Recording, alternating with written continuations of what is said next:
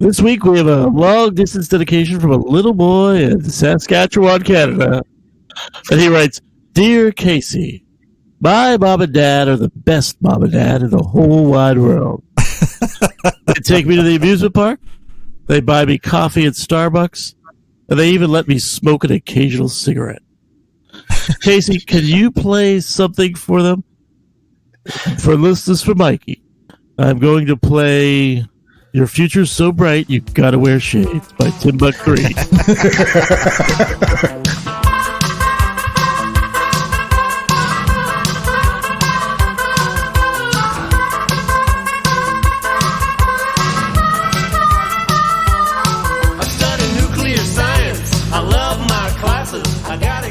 Welcome to Atlas Balked, a weekly chronicle concerning the mundane, weird, and maybe even sometimes dramatic happenings of a simple fantasy baseball league. This podcast captures the thoughts and musings of Greg, Joe, Jack, and Tim, 4 of the 10 owners in the league. Download this podcast on iTunes, Google Play, Spotify, Podcoin, or wherever you get your podcast content that makes you want to dedicate this next song. You can also check us out on Facebook, Instagram, and the Twitter machine. This is episode 70 entitled, Dear Delilah. I'm doing all right, getting good grades, the future's so bright. I gotta wear shades, I gotta wear shades. I got a job waiting for my graduation, 50,000 years. Well, good morning, Balked Nation. So happy to be here on episode 70. My father's age. Yes. This will be a quick one, folks. This will be a quick one. Mercifully, everyone just perked up in the listening audience when you said that. Right, exactly. Yes, thank God. They're getting the emails. This was originally not going to happen. We were originally going to have 2 weeks off. But everybody just wanted to make this happen. So we're getting a quick one off before I head out for vacation. Next week we'll be off, so go ahead and listen to some of your old favorites. I know for me, I'm going to be re-listening to Tiger Blood. That, for me, I think is absolutely one of my favorites. So speaking of Tiger Blood, J-Lo, good morning. How are you? I'm doing great. Apparently, I'm more awake than most on this particular episode. Yeah, apparently. We did have some tardy entrance to the studio in true rock and roll style. We'll have to call it Wide Awake in Dreamland. GK, hello. I'm great. I guess I assumed that my first segment would be erased anyway. It would just be Tim and Joe. So what was the point of me showing up on time? Touche. Somebody's feeling. Are we recording? Yes. Check. Recording. Did you say GK? That'll wake you up. Yeah, it did. Yeah. And JT, as you're working in your other sport, just having more and more success, it looks like the cheerleaders and the drink is pushing your wakey time back a little more too. Things are, the nights are getting a bit longer, but I'm here. I'm excited. I'm glad to be a part as always. Well, we are glad to have all of you as a part of this. So let's get right to the scores. Sibs underachievers in Mix 7 in a dogfight, virtually tied. Mix 7? That's right. The size of those scores, too. Right. Yes. Mike's dad's stepping up. He's not. No one's going to push him around. That's for damn sure. That's right. This is the time of year that Pop's team usually does light up, right? When it matters least. right, exactly. The irony is, I think his 2 best players are not only on his bench, but Yankees. So that's kind of weird. There you go. So score the second and third highest scores of the week so far, right there. In a game that nobody cares about. Sorry, Joe. Hey, I care. Pops cares. Greg cares. We know that. Mm-hmm. I do. I care. There is a Sibs Underachiever fan club out there in the universe, so they probably care. And probably a Mix 7 fan club too, right? Wouldn't you think? Mix 7. Oh, yeah, overseas. The United Hibernian Society in favor of Mix 7. There we go. Their favorite player on the team is Daniel Murphy, right? Yeah. We got the St. Lo Cash Leonard Part 6s ahead of the Gypsy Kittens. What? Still within range for the Gypsy Kittens to come back, but at this point it looks like the Leonards the Leonard part sixes. What would be a nickname for this? The Lennies? The Lennies. The P6s? The P6s. The Lenny P6s. Feeling like a P6. How come nobody's giving Greg shit for having a player like Vladimir Guerrero on the bench? Because greatest future Hall of Famer of all time. Because Nunez is doing better. I mean, right now. I mean, Vladdy homered yesterday. But, he's going through his 20-year-old growing pains. So I wanted to give him a day off. I wanted to give him a game off to spend a little extra time in the cage. You're not trying to lose, are you? Dude, Nunez is having a good year. I wasn't as aggressive in my thinking towards Greg, but I did notice the same thing. I was going through some of the scores last night. I did notice that he had him on his bench and that he had done well yesterday. And again, my thought was more like, ooh, he missed that. But then I looked up and saw Nunez's score. I was like, oh, shit. All right. Carlos Correa is available, too. Oh, Carlos Correa started the week injured, Joe. And I don't just roll the dice foolishly by putting a guy in who's injured. With a player like Correa, you wouldn't do that? No, and he went 0 for 4 yesterday. Yeah, that's right. They've been pushing back his activation, Joe, and so I don't just roll the dice. I'm responsible. Yes, I'm happy that he's well, and you can rest assured he'll be in the lineup next week. One team's winning and one team's losing. That's all I'm saying. Yeah, for once. No, last week too. So that's for twice. And I did make a change. There was an injury. He did get injured yesterday, and I did put on the feed a substitution for him. So there, nah. Protest. Poor baby. Yeah.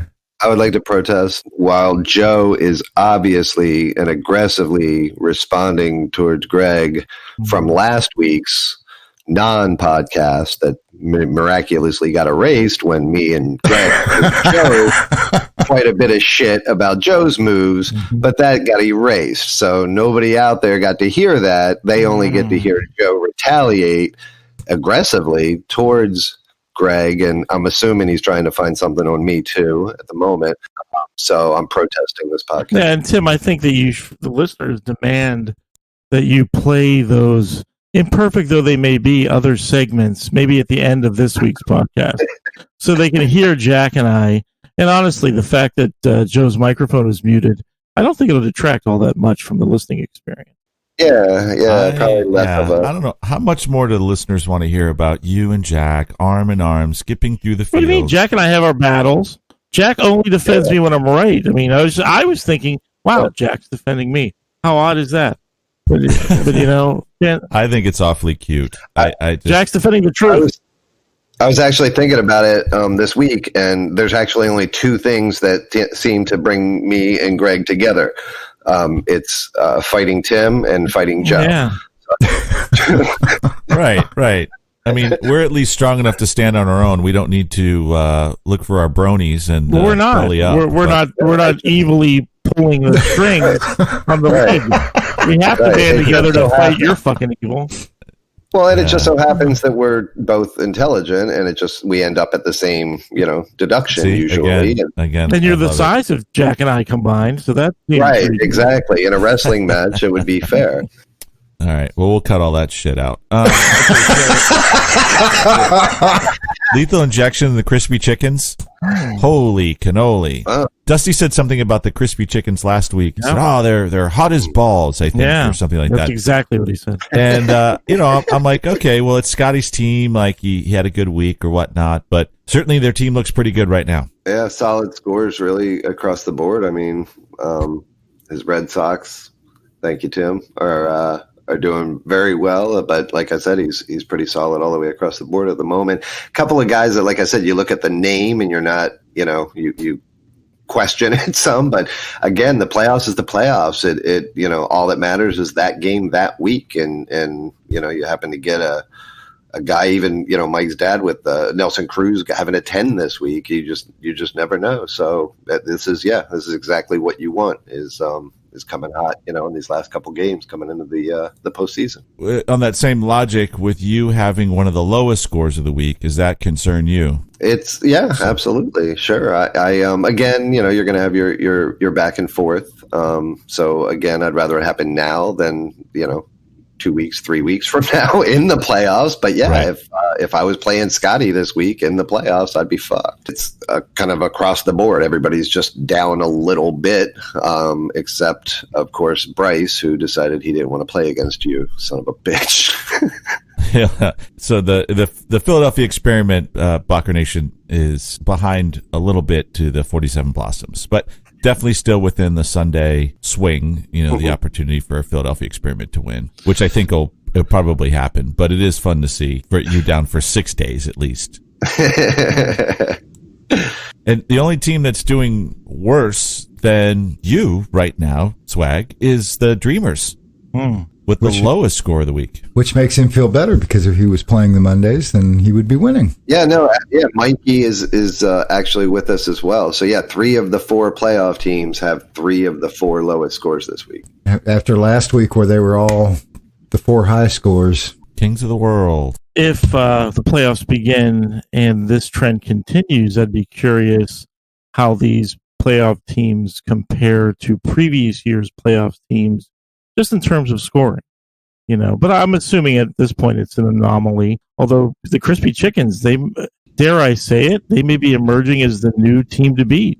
Yeah, and they had, like I said, we talked about, they had a few weeks where they weren't doing well either, but their opponent did a little less well, and they ended up with victories those weeks, and now they're on the upswing. And yeah, absolutely, if you could, knowing in baseball that you're going to have a peak and a valley, at least one, you know what I mean? It just happens. It's baseball. So if you could, draw your graph, for your team, you obviously would want to, take that dip early or in the middle of the season and be on the upswing coming into the end. And that's exactly what Scotty is at the moment.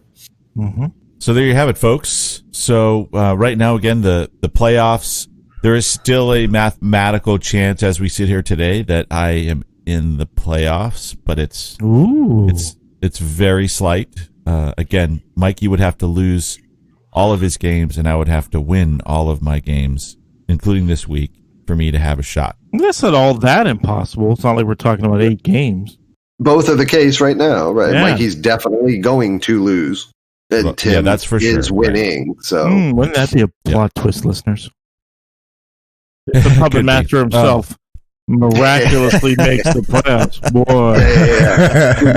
This is just more proof because, again, as I explained at the beginning of the season, Tim was orchestrated the playoffs to be myself, Scotty, the Dreamers, and Joe, if you remember correctly. And then Joe fucked up Tim's plan, obviously, by not making it. So now Tim's like, fuck, Mikey's not supposed to be there. That's not part of the plan. What can I do?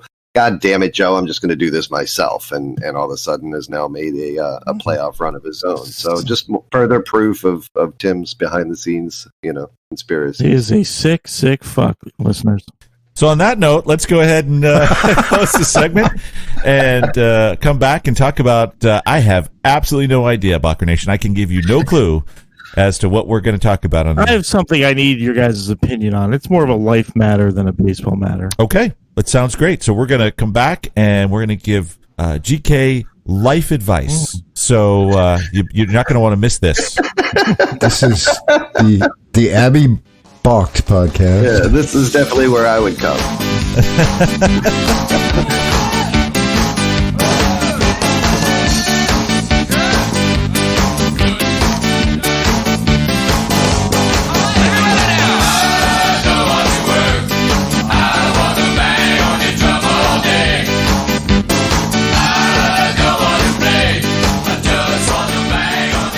Welcome back, bots. Happy to have you here, and many of you are tuning in to hear something that's going on in GK's life, and he's actually looking for the other 3 mature individuals on this podcast to give him some insight, some feedback, some advice. I don't know, GK, why don't you share with us what you have to share? Yeah, not so much advice, but Okay. there's a phenomenon that has occurred. Have you guys ever had like an experience where you've thought to yourself, this just doesn't seem logical or right? But it's not such a monumental thing that you even bother to ask, but then it occurs again, and it just kind of gnaws away your subconscious. And so what I'm referring to is... Marriage? No, we know that's illogical, Jack, don't you and I especially. For sure. I think a lot about statistical probability in as much as I'm a big baseball fan. And so the other day I was driving home from work and my cell phone had died. And while I was waiting for it to charge back up in my car, because I usually listen to iTunes, I just happened to turn on the public broadcast radio. And the station that I found myself listening to was Delilah. You guys ever listen to Delilah? You know who Delilah is? No idea. Yeah, I hear a little jingle. And Delilah. Yeah. I don't know why or how, but I am familiar. So Not the Tom Jones song? No. She plays love songs, and she takes calls for people wanting to dedicate, it's ranges from, hey, I'm calling Delilah, I'm calling because I really love my mom and she's always been there for me and I want to thank her. Can you play a song for her? Or this past week, she takes many calls. This guy was calling to say that he'd been emotionally unavailable to his wife for 12 years. And Delilah was like, well, honey, no song I'm going to play is going to fix that shit. Basically that's what she said. But then, and as amusing as it is, and it is as fanciful and nice a thought as it may be to think that, I call a random fucking radio show. What are the odds that somebody's actually listening at that very moment to the radio of all things to hear these fucking requests? And so then I started to wonder if perhaps they were made up, or I honestly, I wanted to know in your guys' circle of friends, your personal experience, have you ever called into a radio show to make a request? And if you do you have to set it up in advance and say, hey, Marjorie, I know you don't normally do it, but I'd really like for you to listen to Delilah tonight on 93.2. Talk to me, guys. Sorry, it just seems so statistically improbable that any person would hear a dedication made on a random radio show. And then I'll share my history of falling victim to this dream. Yeah, no, I've never done that, and frankly, any time I tried to interact with radio stations was way back when you had to call in to win something. That was it. So I only self-interest. Never did I ever put a request in. Back in the 70s when they had American Top 40, they used to do a dedication. The old Casey Kasem show. Yes. I could understand maybe that situation because there were far fewer things you could be listening to hear a certain kind of music. But today there are so many options, I can't imagine that it ever actually works. Well, that's exactly right, Joe. I remember Casey's long-distance dedications. Listeners, this week we got a letter from a little boy in Saskatoon, Michigan, who writes, Dear Casey, that was a weekly show. Right. And you could say to your loved ones, hey, or maybe that they listen to Casey once a week, Right, that's right. I always assumed that the people just know that the other people listen, that it's a regular situation for them. They probably talk about it on you know what I mean? I a long time ago when I was a kid, I called in, and if I remember correctly, I recorded it on a boombox and then replayed it later on. Yes. Who was it for, Jack? It was the girl that I was going to marry. Name names. Jennifer. Nice. Yeah.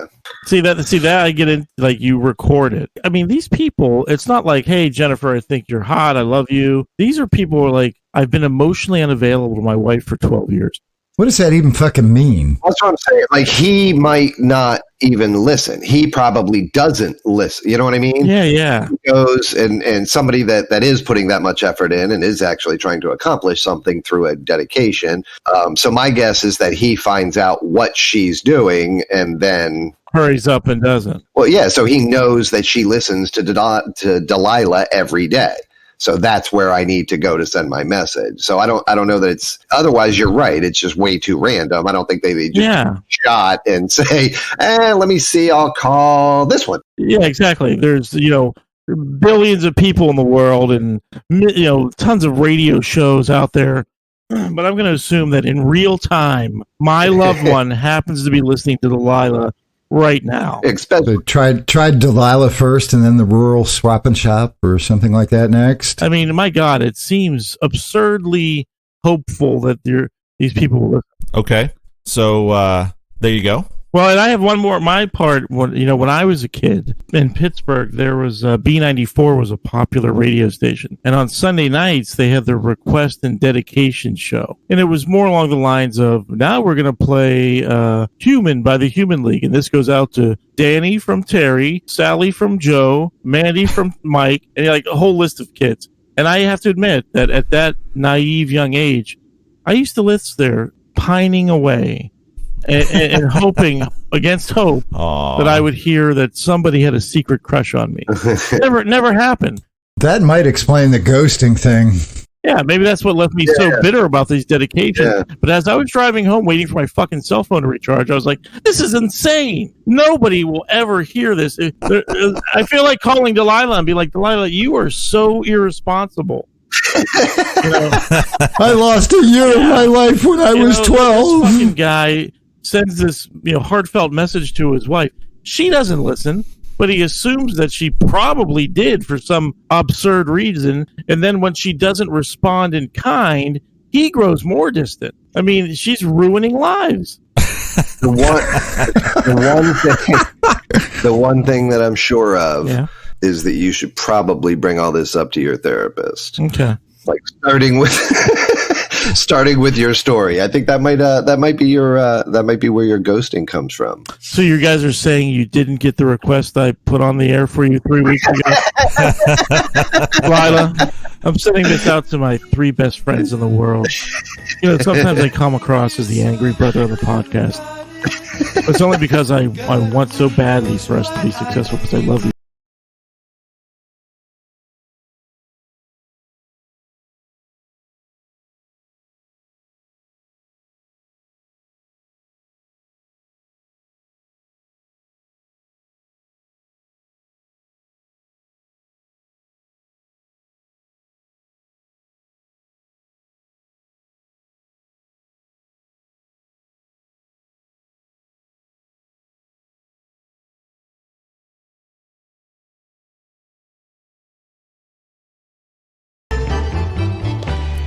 Wow, GK, I'm really touched. I started off a little feisty this morning, and God only knows how much I appreciate being on this with you. It took me a while to get around it. I was just hoping you would say that you listened to Delilah, but the fact that you didn't, I had to tell you how I felt.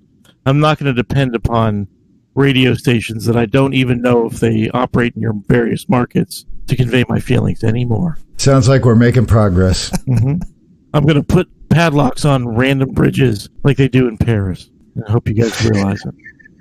Well, it's kind of interesting when you talk about, maybe the station, maybe part of the show is that she kind of makes this stuff up and kind of that's how the music fits in, right? So we did get a letter from a listener. Oh. I think they were kind of accusing us of doing something similar. Oh, really? Yeah, it's pretty short. This is from DW in Portsmouth, New Hampshire. The note reads, "Gentlemen, why do you pretend J-Lo was on the interview when he clearly isn't? Is it part of the court order from H.R. Courtney episodes?" Nice. We do have to kind of admit that J-Lo is not on the interviews with us. Yeah, I mean, we tried. I think last week was we actually recorded multiple takes on what the interview with Dusty would be like, and I picked one of them, but it didn't seem to hit what Dusty was saying. So. DW. God, who is this guy? Is it really what's the guy from the Actors Studio show? I mean, how the fuck did he know that J-Lo wasn't on that? I thought J-Lo should be nominated for a regional Emmy for that fucking performance. After I heard his comments, listening back to it, I was like, maybe he was on. I believe it. I don't remember seeing him, but DW, that couldn't stand for Leonard Maltin. Who the fuck deduced that? I don't know. I know who it is. DW? Yeah. Donnie Wahlberg. He was obviously listening to the Lou Pearlman segment and stuck around to hear Dusty. Yep, hanging tough. Donnie, give Jennifer McCarthy my best, please. Lucky is man. That who he's with? Yeah, they're married. Yeah, they're married. Yeah, Lucky. That is a goddamn good-looking lucky couple man. right there. Well, I don't know so much about Donnie. He's got that Massachusetts swagger to him. Yeah, he's hanging tough. There's no doubt about that.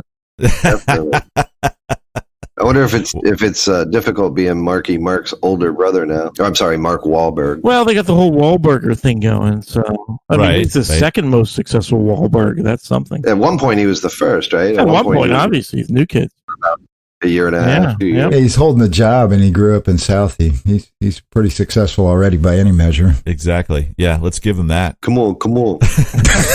So, DW, yes, the jig is up. It has nothing to do with a court order. J-Lo just wants nothing to do with any of these interviews. He's just done. Remember, he doesn't speak to people he doesn't know. I don't like people. Mm-hmm. Hey, let's be completely transparent and honest and open with Balked Nation. So we had a long negotiation over the winter with J-Lo's agent. J-Lo was not happy with the way he was portrayed on the H.R. Courtney interview. And so part of the terms of GK and Swag and myself getting him on this season was that he was to be released from any obligation of doing any interviews. So we tried to keep the illusion going, DW. We now knowing us, we'll probably make fun of it and ask Joe to guess. Or we'll write him little scripts that are completely arcane, relative to what we recorded. And it's just for laughing. I like Tim's idea. Let's from now on, we'll make Joe before the interview record just one, absolute response, and we'll just play it no matter what. Fuck it. Yeah. That actually will probably turn out better than me actually sitting there and saying nothing. And it'll be great because we've got some coming up. We've got a professional roller derby guest, most likely retired roller derby, with a great story about GK. We've got the Pseudo Scout is going to be coming back. I'm really interested in what the Pseudo Scout's looking at next year. It'll be interesting as he's potentially up for ownership of an expanded team, how open and honest he'll be with us. You say, let's hope he doesn't fuck it up. I'm going to continue to put the screws to Eldon to make good on his commitment to come and join the podcast. Right.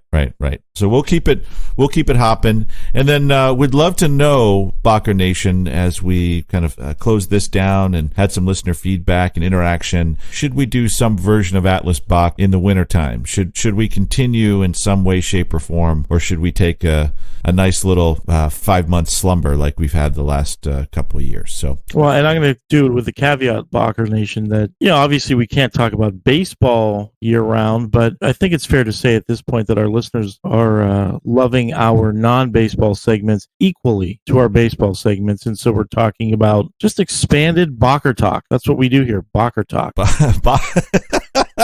So let us know if you want to hear Balked Talk all year round. I vote yes. Okay. Well, there you have it. We have our first Balked Nation vote. I'm GK saying let's do it. So let's go ahead and take a quick break, fill up our coffee cups, come back, and we had our Hall of Fame ceremony. We certainly classed it down last week, but there was some additional information that we didn't get to because poor Swag was trying to, and we just wouldn't let him. He wants to help us understand, if we went back throughout the entire history of baseball, how our Hall of Famers, fantasy Hall of Famers, would compare to some of the greats. And if we had a fantasy league 100 years ago, how would they compare? Does that sound right, Swag? Is that a good way to describe it? I felt like I just... Yeah, let's go with that. Yeah. All right, great. Fantastic. Okay, so we'll see you in a minute.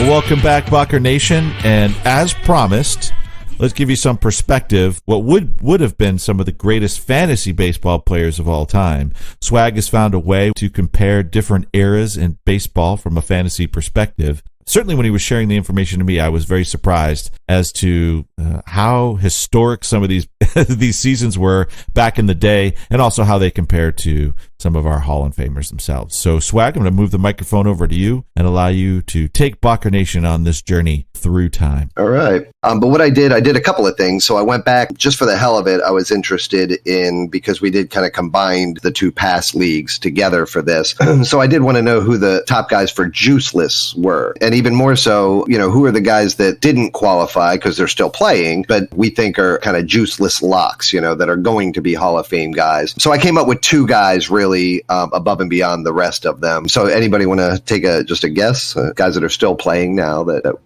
Mike Trout. Mike Trout was one of them. And Bryce Harper. No, but not Bryce. Not statistically. Bryce has been good and he's won championships. I was kidding. No, well, he's up there actually. So, but yeah, not him. Mike Trout has the high scorer in our league at the end of the season 3 times. So for Juiceless, nobody has been multiple times except Trout and this Pujols. Albert Pujols is correct. Boom. And again, he kind of came over with the league, right? So Albert Pujols was like the MVP of the old league, but for Mike, and then the MVP of the Juiceless League, but for Joe. So the guy came in as one of the best when we started this league, basically. 2008 is when we started the league. In 2009, Albert Pujols had what amounted to 780 fantasy points. For perspective, right now, the average over the last couple years, about 700. Jose Ramirez, Trout, those guys would get about 700 at the end of the season. So in 2009, Pujols had 780. That's the most that anybody has had in the Juiceless League since, before, after. And he was the high scorer in the league twice. So again, the only guy to do it multiple times. So that was quick. So those are the 2 guys. But then I took it a step further and kind of wanted to go back and compare players of all time to the guys that are fantasy-wise now, and then also some of the guys that we inducted into the Hall of Fame, Juice or otherwise. So this is kind of interesting. So again, Albert Pujols the most so far with 780. Now, currently, Christian Yelich is actually on pace to end up closer to 800 this year. So it is possible. Hold on. So 1 second. I don't understand what you're saying either. Yeah, so the point you're I guess I'm taking it out of, okay. In order to compare to the past, they do 1 point for everything. So we give 0.2 for each base, run, RBI. I'm taking it and multiplying it basically to create a point. So a 700 point season is 150. Okay, yeah, that makes sense. Yeah, Right. So basically, because this is a splinter league, you had to kind of take the old scoring system and lay it over our new scoring system. Well, yeah, basically. Yeah. I had to take the standard out there, which is in order to compare it to the old players. I guess I could have taken their information and transformed it into our scoring system, but I figured theirs is easier to understand for the common man. So we don't trust them. If I'm following correctly, Jack, so like for our league scoring system, 100 points for the season is a really good, solid year. But our best players typically score 120, 130, 140. Yeah. And by that logic, what you're talking about is 500 would be a really solid year, but not, exceptional. And so when we're talking about 700 or even 800, that's a really monster year. Correct. Okay. Yeah, I think that's a great way. So you said 100's an average year in our scoring system here. It's a solid year. Yelich is on pace for 160 point year.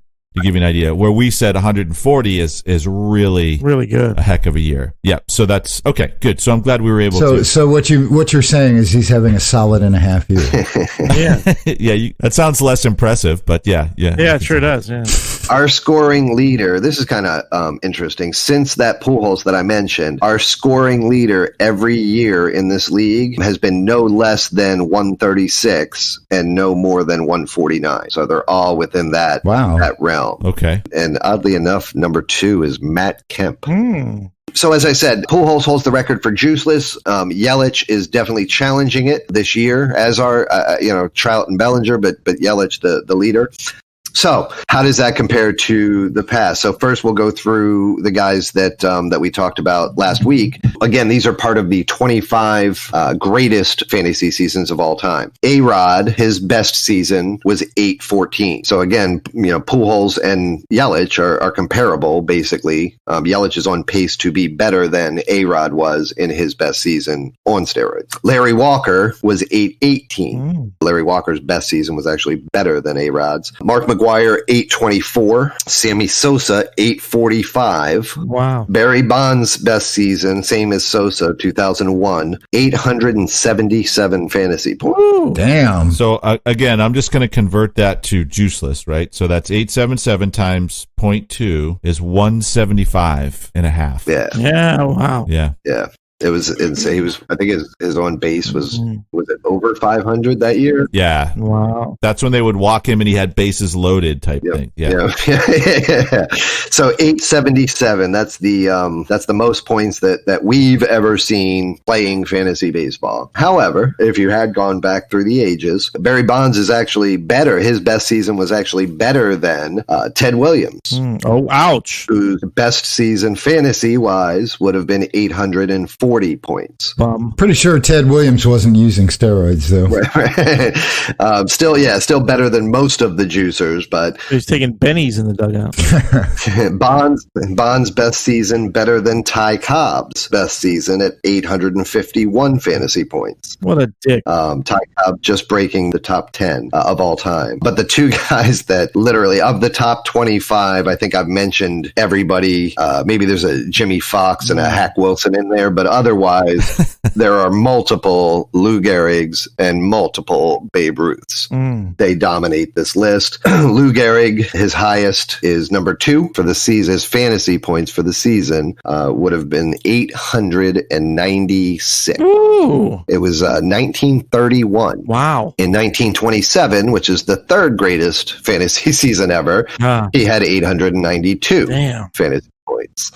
So again, him and Ruth a few times in there. The number 1 fantasy season of all time, Babe Ruth, 1921, 971 fantasy points, almost 100 more than the second greatest season That's of all almost time. a 200 in our scoring system. Yeah, So 194 and a half. Woo! He batted 378. He had 59 home runs, 17 stolen bases, 171 RBIs, Wow. and 177 runs scored that year. Wow.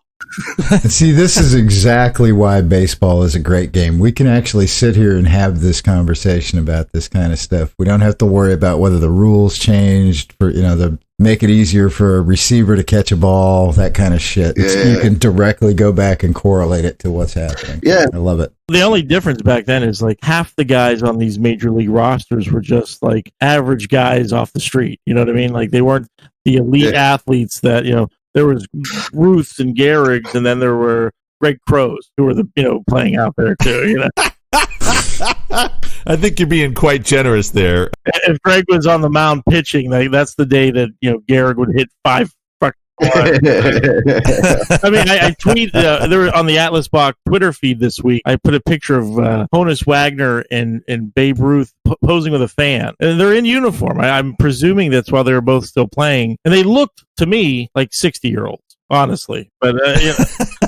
but I guess they were in great shape. But I want to thank you, Jack. You're doing for baseball fans what we're wishing the league would do, which is drawing attention back to the history of the game. Yeah. You're trying to connect this current generation of lukewarm baseball fans to the rich and interesting history of the game. So I applaud you, sir. The thing is that the more you do dig into it, young folks that are listening, some of the shit that was going on back then is pretty fucking crazy. I mean, Babe Ruth was he was an interesting motherfucker, that's for sure. So yeah, he had 7 of the top 25. The only player in Major League Baseball history to have over 900 fantasy points, and he broke it by 70, so I don't see that going anywhere anytime soon. And if there are young listeners, your parents hate you because they're making you listen to this. Yeah, our demographics basically say that if you're listening to this, you're definitely in your 40s and probably in your 50s. So you should probably change that up and start being a little cranky. We're arming our 40 and 50-year-old compatriots with information that they could share with their grandchildren, with the burgeoning young baseball fans in their life. There you go. I like it. There you go. Or you could just be Dusty and just have some real poor parenting skills and let the kids listen. Yeah. That's true. To this podcast. That's true. Yeah. That is true. His kids, I imagine, have started to act out in school. That's what right. Talk about a cringeworthy moment. When he said that, I was like, oh, God, no. please be kidding. Yeah. Yes. Right. No, right. I don't want to know that. Yeah, I can see him in the principal's office with Dusty sitting next to him. He's like, yeah, but your buddy Joe said. Yeah. But Uncle Tim kept saying, fuck. Yeah. God, I have to. Jesus Christ! Oh my God, to be sitting next to the kids when that came on. Mr. Money, somebody must be saying shit around your children an awful lot. It's shit this and shit that. Hey, Jack, you mentioned, can I ask Jack one question about this list, or maybe we're going to reveal it in future episodes, but I think I heard you mention that Matt Kemp had one of the 25 best fantasy seasons? No, I'm sorry. No, Matt Kemp. Oh, okay. Yeah, Matt Kemp had the second greatest juiceless season. So since the juiceless league started, yeah. Oh, okay, gotcha. I was curious. Maybe in a future episode, you could share with us some of the most, if there are any, of the most surprising or obscure names on the list of those 25 greatest seasons. There are none. Like I said, no, there's nothing obscure. Yeah, Larry Walker. No Kevin Mitchell is snuck in there. Yeah, Larry Walker was the most obscure. It's all like literally Ruth, Gehrig. Oh, that's not obscure. Yeah. And then I think everybody on the list, like Jimmy Fox and Hack Wilson. I didn't talk about Ty Cobb and Williams, and then Ruth, Gehrig, and the Juicers. That's it. That's okay. the list. Okay. Cool. Yeah. All right. So we got the guys who played against questionable competition and the steroid cheats. Got it. Pretty much. Yeah. That's yep. Yep. Yeah. If you can get one of those on your fantasy team, grab them. Yeah. And then Dad Bod Larry Walker. Or our hero. Yeah.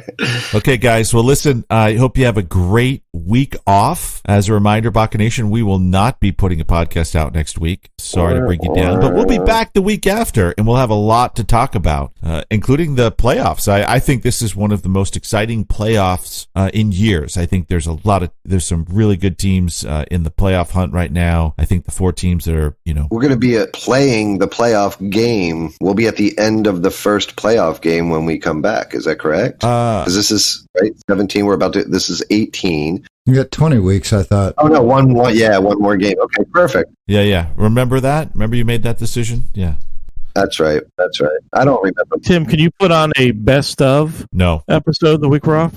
No. Go back and listen to your favorite one. What's your favorite one, GK? Seriously, mine's Tiger Blood. So I'm going to listen to Tiger Blood. I don't know. I'd had a hard time to choose. I like several from this year, and I like several from last year. Ooh. Like the Atomic Pig Turd one was good. That's a good one. Yeah. I like the cream cheese incident, of course. That was a great one. I also always will love the Baki Awards. Oh, the Bakis. Yep. I think that's what I'm going to listen to this week. Yeah, if you just go back and listen to one, if you cannot take more than one at a time, then that's a good one. And then just send us a note. Add us at Instagram or Twitter. Or I'm not going to do hit that. Us at atlasbach@gmail. Oh, you weren't talking to me.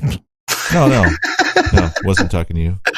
Swag, which one are you going to go back and listen to? Again, there's a few this year that I thought we had a handful last year that really shined, but this year's killing it. I'm a Geppetto and Watson fan myself. Yeah, of course. Okay, I knew that was coming. All right. Well, listen, love you guys. Have a good one. Happy vacation. Thank you very much. I'm super excited about it. That's lots of picks. and then a week from Thursday, could you listen to Delilah? No particular reason. About 6:45. There's something I want to get off my chest. So. I'm hoping that Swag has his boombox ready and he can just record it right on his cassette tape. Yep. All right. Here's to hoping that Joe's audio came through. Yeah, exactly. I'll be available to re-record it. Yeah. If it didn't, then he gets to dominate the podcast. So that's all right. I'm gonna go back and listen to my favorite episodes of Hello Akron. I'll have some extra time to listen to this next week. Oh yeah. Maybe some bad butter. Those were fantastic. I wish we had more. Okay, boys. We'll talk to you later. Have a great one. All right. Good. Bye-bye.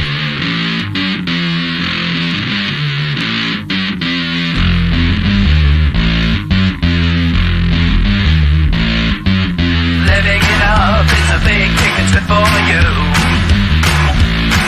Once a big free slip, trying to jump or get out of control.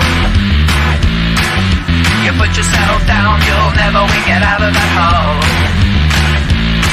Keep your mind on your head, or you'll never, ever get old. Yeah, yeah, yeah, yeah, yeah, yeah, yeah, yeah, yeah. Yeah, yeah, yeah.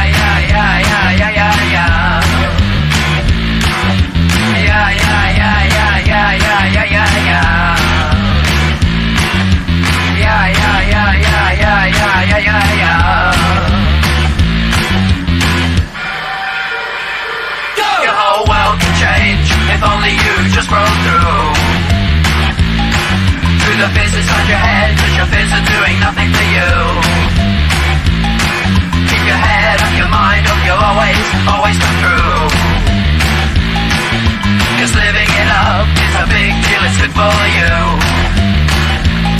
Swung your dull grey thoughts of busy Mars you can stand up to. Don't put yourself down, you'll never win, so let's all smash through. Through the fear of being real, through the fear of being really you. 'Cause living it up, it's a big kick, it's good for you. Yeah, yeah, yeah, yeah, yeah, yeah, yeah, yeah, yeah. Yeah, yeah, yeah, yeah, yeah, yeah, yeah, yeah, yeah. Yeah, yeah, yeah, yeah, yeah, yeah, yeah, yeah, yeah. Yeah, yeah, yeah, yeah, yeah, yeah, yeah, yeah, yeah. Living it up is a big kick, it's good for you. Living it up is a big kick, it's good for you. Living it up, it's a big kick, it's good for you. Living it up, it's a big kick, it's good for you. Oh my God. It's a new level of ghosting. is. It's pre-ghosting. I'm guessing there are people that would do that. I'm convinced. Yeah, it's a new level of ghosting. I encourage them to move to somewhere that I've already vacated. It's back here. You can have my old It's apartment. like that everything but the girl song. Step off the train, you know. Yeah, I miss you. That's awesome. We got it's a pretty fun week. We got I can't speak today.